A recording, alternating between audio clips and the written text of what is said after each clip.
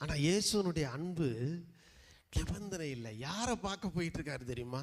அந்த அன்பின் தேவன் இயேசு கிறிஸ்து யாரை பார்க்க போயிட்டு இருக்காரு தெரியுமா? கல்லறையில் குடியிருந்தவனை நம்ம பார்க்க போவோமா? அப்படி ஒரு ஆளை பார்க்க போவீங்களா? கல்லறைக்கு போவீங்களா? கல்லறை தோட்ட விழா அன்னைக்கு தான் கல்லறைக்கு போவாங்க எல்லாரும். ஆனால் இயேசு அவருடைய நிபந்தனையற்ற அன்பினாலே கல்லறையில் குடியிருந்தவனை தேடி சென்றார். இன்னைக்கு அவர் உங்கள் மீது வைத்திருக்கிற அன்பு எந்த ஒரு நிபந்தனைக்கும் உட்பட்டது அல்ல.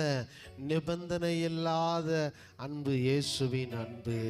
கல்லறையில் குடியிருந்தவனை நிபந்தனை இல்லாமல் போய் பார்க்குறாரு பாருங்க. ரெண்டாவது அவனுடைய காரியம் என்ன அப்படின்னா, மார்க் 5:4 சொல்லுகிறது, அவன் அநேகந்தரம் விலங்குகளினாலும் சங்கிலியினாலும் கட்டப்பட்டு இருந்தான். சமூகம் அவனை கைவிட்டது. அந்த சமுதாயத்தால் கைவிடப்பட்டவனை தேடி சென்ற நிபந்தனையற்ற அன்பு ஆண்டவராக இயேசு கிறிஸ்து. இன்னைக்கு சமுதாயம் உங்களை ஒதுக்கி இருக்கா? உங்களை விசாரிக்க யாருமே வரமாட்டாங்களா? உங்களுக்காக உதவி செய்ய யாருமே வரமாட்டாங்களா? நீங்கள் தனி நபராக தனித்து விடப்பட்டது போல நினைவில் இருக்கிறீங்களா? அப்படிப்பட்ட ஒரு சூழலில் வாழ்ந்துட்டு இருக்கிறீங்களா?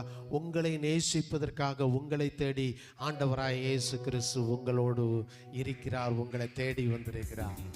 சமுதாயம் அவனை கைவிட்டு இருந்தது. அவனுடைய உறவினர்கள் அவனை கைவிட்டு இருந்தார்கள். அவனுடைய குடும்பத்தார் அவனை கைவிட்டு இருந்தார்கள். அவனுடைய நண்பர்கள் அவனை கைவிட்டு இருந்தார்கள். இன்னைக்கு அப்படி நீங்க இருக்கீங்களா? உங்க உறவினர்கள் உங்களை கைவிட்டது போல, உங்க நண்பர்கள் உங்களை ஒதுக்கி விட்டது போல, உங்க சமுதாயம் உங்களை ஒதுக்கினது போல இருக்கிறீங்களா? கவலைப்படாதீங்க. நிபந்தனை இல்லாத அந்த அன்பின் தேவன் இயேசு உங்களை தேடி உங்களுக்காகவே உங்களோடு கூட இருக்கிறார். மனிதர்கள் மறக்கலாம், மனிதர்கள் மாறலாம், மனிதர்கள் உங்களை ஒதுக்கலாம். ஆனால் நிபந்தனையற்ற இயேசுனுடைய அன்பு உங்களை தேடி உங்களுக்காக வந்திருக்கிறது. மறந்துடாதீங்க, மறந்துடாதீங்க. மனிதர்கள் மறந்து போகலாம், அவருடைய அன்பு உங்களை ஒரு நாள் மறந்து போவதில்லை.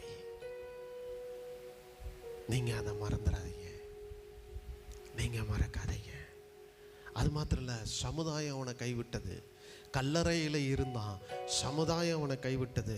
மார்க் 5:5 சொல்லுகிறது, மன நிம்மதி இல்லாமல் அவன் எப்பொழுதும் இரவும் பகலும் மலைகளிலும் கல்லறைகளிலும் இருந்து கூக்குரலிட்டு கொண்டே இருந்தான். இரவும் பகலும் மன நிம்மதி இல்லாத ஒரு வாழ்க்கை வாழ்ந்து கொண்டிருந்தான். நம்ம இப்படிப்பட்ட ஆளை போய் பார்க்குறோன்னா, நம்மகிட்ட சொன்னோம்னா நீங்கள் போய் பாருங்கன்னு சொன்னால், அல்லது உங்களை பார்க்க சொன்னால், நம்மகிட்டேருந்து ஒரே ஒரு பதில் வரும், அது ஒரு லூஸு, அது மெண்டலு, போனால் கடிச்சு வச்சிரும்.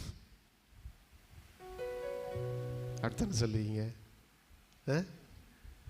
நைட்டு டே அண்ட் நைட்டு ஒருத்தன் வந்து கத்திக்கிட்டு கிடக்கிறான், சங்கிலியை கட்டி வச்சும் முடியல அப்படின்னா அவனை போய் பாருங்கன்னா, இயேசு கிறிஸ்துனுடைய நிபந்தனை இல்லாத அந்த அன்பின் தேவன் இயேசுவால் மட்டும்தாங்க முடியும்.